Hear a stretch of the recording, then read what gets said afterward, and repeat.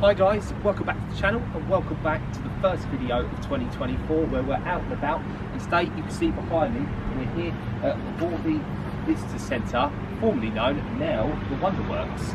So they've completely revamped it since we've last been here. So obviously we're going to go in, we're going to take you around, we're going to explore, and I'm just going to come out and see if it's actually been an improvement or not to previously what it was. So join us as we explore the Wonderworks. Platform 8 for the 22-28 Southern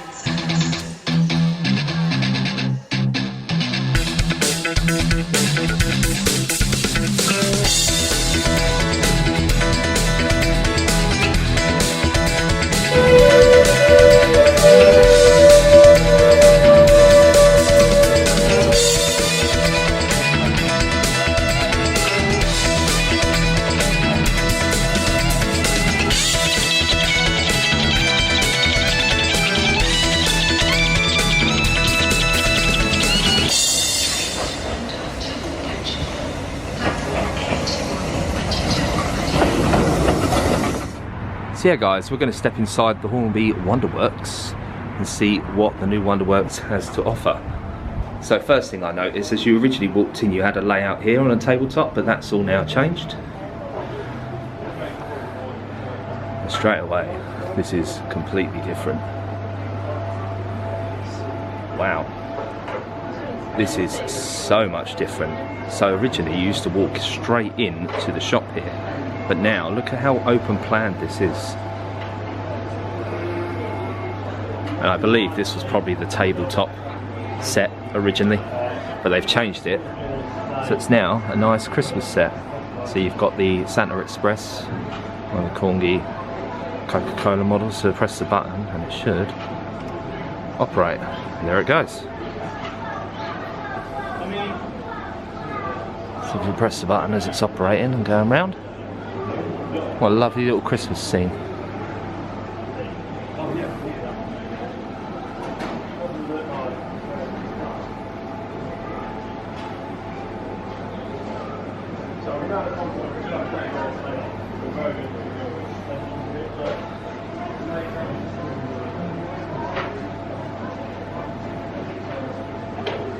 So as soon as you walk into the Wonderworks, you get presented with the iconic Robin Reliant Trotton's Independent Traders. Now of course, you might be wondering why this is here, but of course, if anyone who is a fan of the show will remember that they did film a very iconic episode of the series, the Jolly Boys Outing here in Margate. So this does belong here. And behind us as well, we have the Steve McQueen lookalike Triumph motorbike. Stunning little bike, I have to say. The engine on that, clean as anything.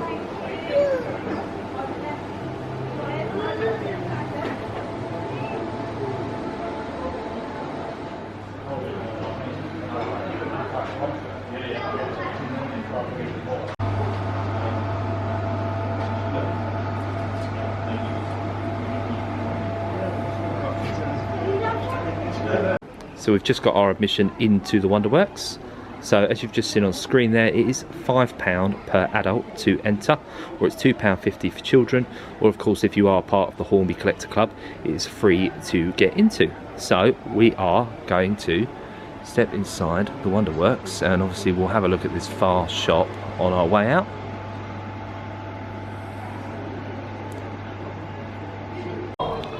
So we're going to step foot inside the Wonderworks. And first off, you are presented with this Ferret Scout Car Mark II vehicle. Look at that. Armoured vehicle there. You can even buy the Airfix model of it, look. Which is quite cool. But yeah, first impressions, this is a lot more area than what it originally was. So this is the Porsche. Not really too sure how you pronounce it, but very, very detailed models. Look at the engine on that. Alfa Romeo, Mercedes-Benz.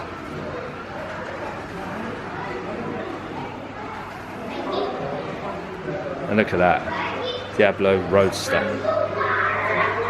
And the F40 as well, that's really, really nice.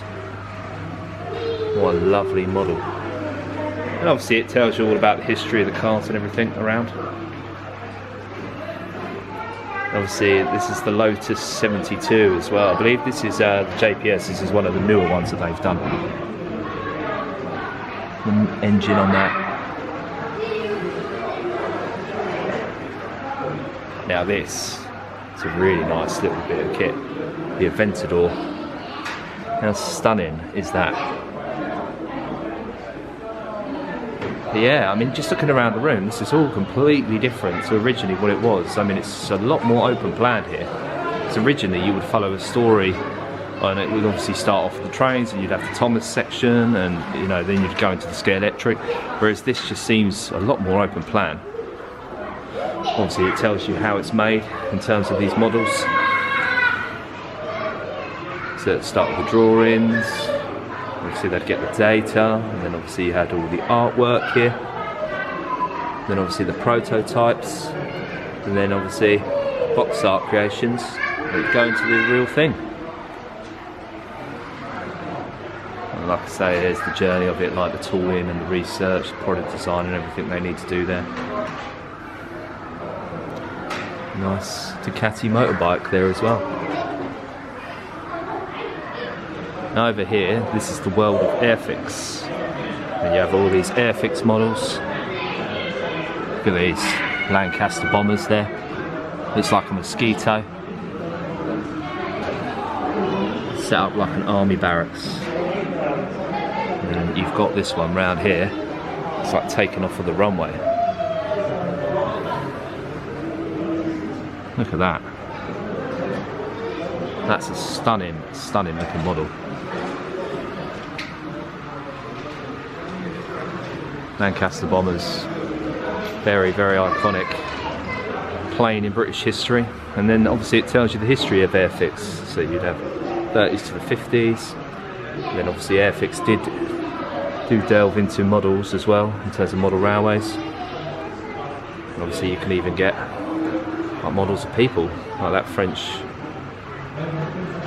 Grenadier there. Obviously you've got historical figures you could build. There's Wallace and Gromit and the TARDIS, and Doctor Who there and everything.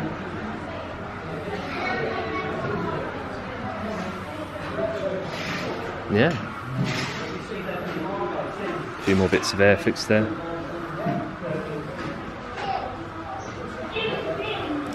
They look like sea cats, I believe the helicopters are. And over here you've got a bit more here. In terms of obviously the planes that they do Airfix is predominantly what they're known for. Army vehicles, tanks.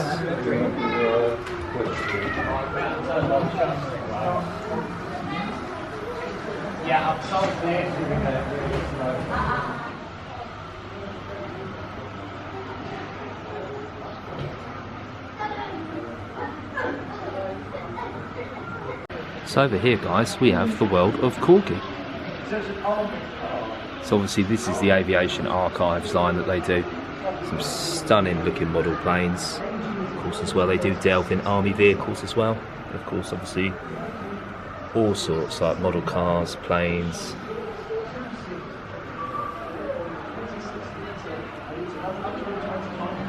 Really some stunning looking pieces of aviation here. One of the British icons, the Red Arrow.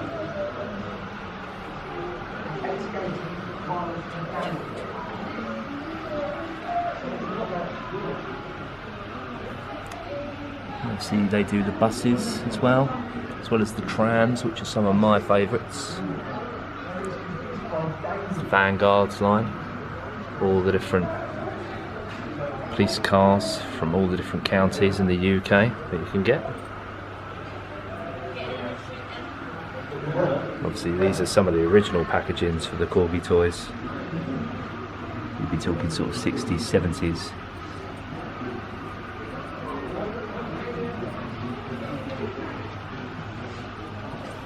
Oh, somebody's falling.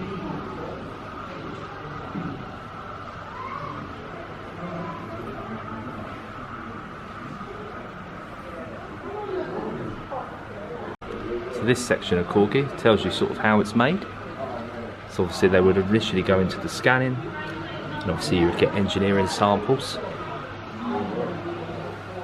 And obviously they would do design for the packaging and everything that would include in the pack. And then obviously before you get to the actual real models, you have the 3D printing. I love this, look at that 3D printed Hagrid and Harry, and that iconic scene in the film where they go off in the motorbike.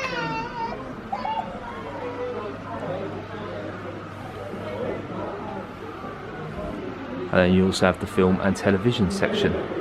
So we start off with obviously the iconic line that they do for James Bond in the Corgi line. And these look like some of the originals as well. Yeah, 1965 Aston Martin DB5 look. Then you've got the Triumphs there from No Time to Die and The Great Escape. Harry Potter line. So you have Chitty Chitty Bang Bang, 40 Towers, Doctor Who, Star Trek, The Wonderful World of Gerry Anderson, Stingray, Captain Scarlet, Thunderbirds, Wallace and Gromit, and of course the Beatles. And over here we just have a few more Corgi models as well, some of the earlier ranges again. Got the Batmobile there. The Bluebird, I used to have that when I was a kid. I'm gutted I never kept hold of that. The balloon trams, which again are some of my personal favourites. We've got some real oddities here. Look at that, look. Dick Dastardly and Muttley, Magic Roundabout, Starsky and Hutch, Kojak, some of the old tin toys, and just some random stuff here. Look, Charlie's Angels, and even Kermit himself. This Triumph right in the middle here that they've got actually appeared in No Time to Die, James Bond film. So this is the actual one that appeared in the film. Fascinating. And then right here in the middle, centrepiece, one of my personal favourites. You've got the fairground attractions of the South Down Gallopers and all the steam traction engines you would normally find at these steam fairs around the country. Absolutely stunning.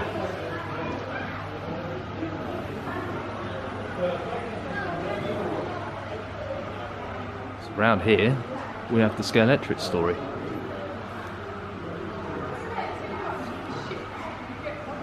So obviously it tells you the research that goes into it, how they go through the design process,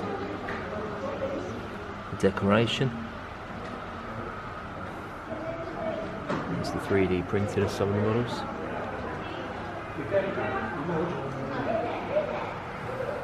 The designs and the tooling that goes into it. Some of their old classic methods, how they used to do wood etchings.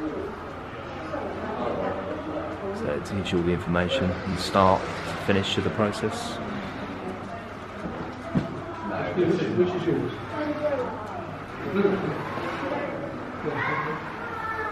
They're both on the same track. That's the problem. And these are some of the Scalextric sets that you could get from famous movies. It's got the James Bond with the Aston Martins. Some more James Bonds there.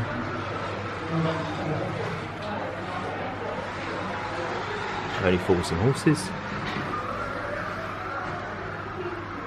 And obviously you've got the DC range from the DC comics.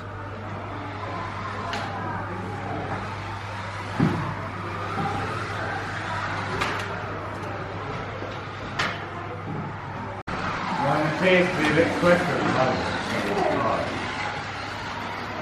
Hang on, Cam. No, you don't. You're not coming. Yes, I've got a little. You're my buddy. They can't be put back in there either. I'm winning. That's a big one. I haven't been latched yet. And of course around here we have the Hornby story, which is the main attraction. So you have obviously some of the early clockwork trains that they used to do. Stunning Princess Elizabeth there, One of the old Triang railway sets. See, that's one of the old Triang Stephenson's rockets. I think that's the first one they ever did in 1963. So you've got a few more various models down there. Flying Scotsman.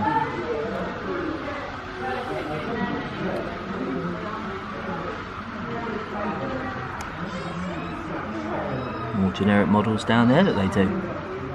Evening Star. Got an 040 there, Great Western. And more Hornby Dubo packs. Like I said, it tells you the history of Hornby again. 1920 to 40, all the way up to the present day. And you've got various more sets over here. So you've got the Eurostar. Got some of their TT120 range there. Some of the sceneries, Hornby and modelling world.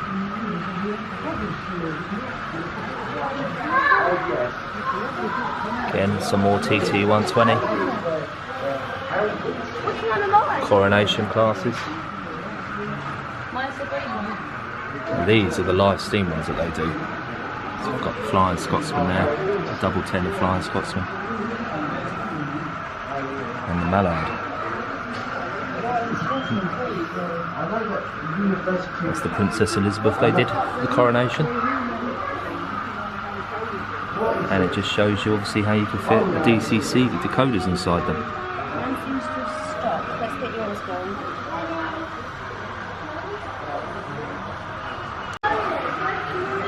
Over here you've got various train sets that you use in popular culture. So you've got the Coca-Cola range, which is fairly big. They do a lot in that range. National Railway Museum. The Railway Children. See, everyone's favourite tank engine, Thomas, when they owned the licence. Got the junior range with Paddington. Harry Potter with the castle classes there. And obviously they did the Olympic set as well, with one of the HSTs. Beatles. And even Toy Story, which I have seen this set before, and it actually goes for a pretty penny now, surprisingly. And over here we have this absolutely amazing model railway layout.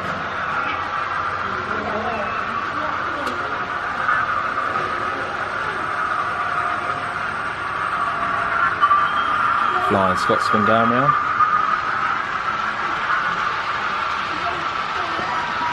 And you've got the 2MT there.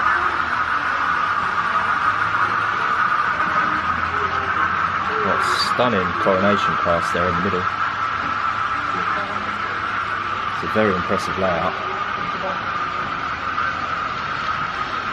And then coming along is the Azuma, the LNER Azuma.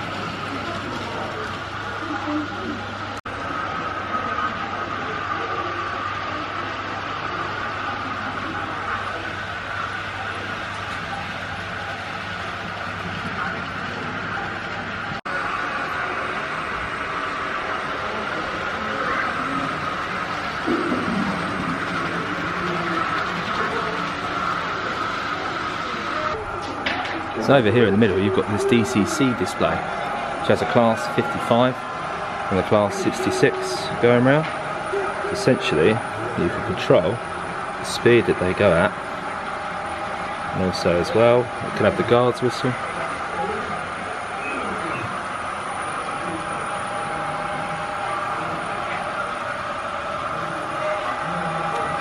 And you can control them. Nice interactive display here. Do like the class 66s and the 55s for that matter.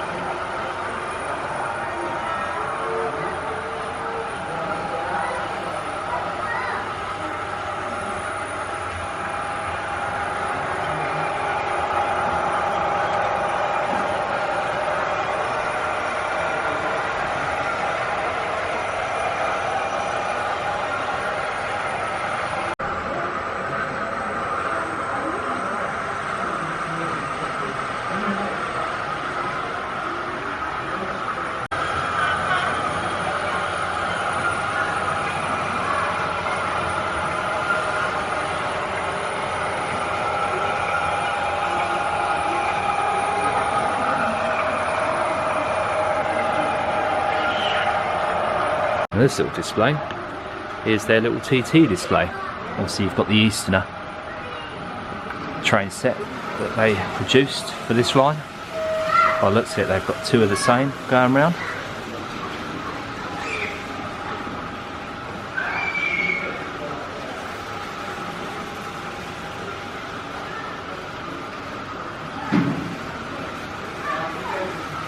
I think it would be nice if they had something different other than the two of the same going around, but overall a nice little display here. And obviously it's controlled, so it's another interactive display. In the middle here you've just got some various odds and sods here in the middle. So you've got the Hornby Duplo, Sir Nigel Greasley. Obviously you've got this centenary year Peckett that they did, which I've gutted and never picked up, so that's stunning. And a nice model of the rocket right here in the middle. And of course, obviously, you've got all the 100 years of Flyer Scotsman that they produced.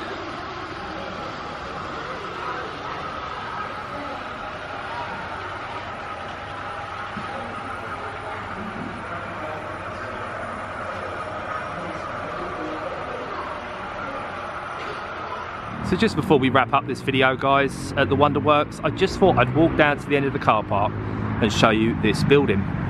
So, believe it or not, this building is actually an old part of the factory. Now essentially what they've done is they are trying to turn this into a museum.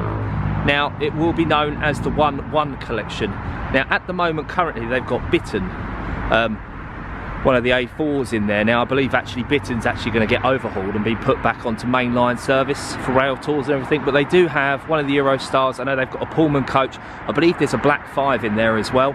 Now they did do a couple of open days, but ever since it's just all sort of gone quiet, and you know, I would kill for a chance to go in there and just see Bittern and that Black 5 and just see what they've actually got in there. But at the moment it's just all gone quiet and no one really knows what's happening with any of this collection at the moment, and whether the museum's actually still going ahead, which is really such a massive shame. Especially, like I say, Bittern is in there, one of the legendary A4s, and it's just sitting in there, no one can view it, none of the lights are even on. And unfortunately, because it's all still overgrown on the outside, all the windows are still quite dirty and everything, you can't even see anything. So yeah, such a wasted opportunity and a shame. So yeah, that has been my visit to the Wonderworks here today. Completely revamped from what it originally was as the Hornby Visitor Centre. Now, do I think it's good? Yeah, I think it's really good. I think what they've done is amazing in there. Do I think it's better? Personally, no, I don't think it's better. I actually think it feels a lot smaller. Whether it's the same room size and the same square feet around or not, I have no idea, but it does feel a lot smaller, and if I'm honest with you, it feels like it's a lot more child friendly in there now, which is never a bad thing, but I just think they're not really catering to any of the adult collectors here anymore, which is a little bit of a shame. But you still do get all the history, and there's still some stunning little layouts there, and obviously you saw that Scalextric at the end where you've got Arlington House and Dreamland and everything. That's lovely what they've done there with the Margate seafront. But overall, I personally don't think it's better. I felt like it was more of an experience wandering around every room instead of it all being sort of open plan, but I can see why they've done it, and it is probably going to inspire a lot of the younger generation to get to this hobby, which is what it is all about. But yeah, really hope you've enjoyed that, guys, and we'll catch you in the next one. See you later.